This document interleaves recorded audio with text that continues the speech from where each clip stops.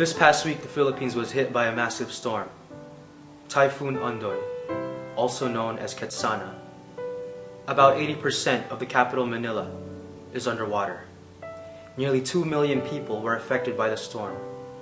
Around 560,000 people were forced to evacuate their homes. About 246 people were found dead, and some are even missing. But the numbers continue to rise.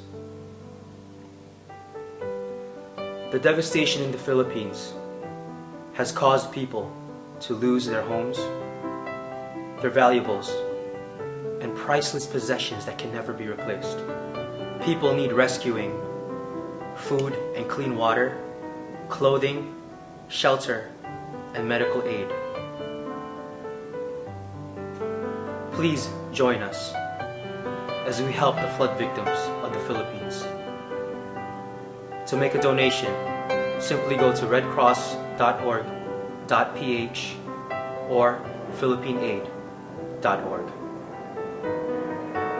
On behalf of sinegangtv, our thoughts and prayers go out to the flood victims of the Philippines, our country, our home.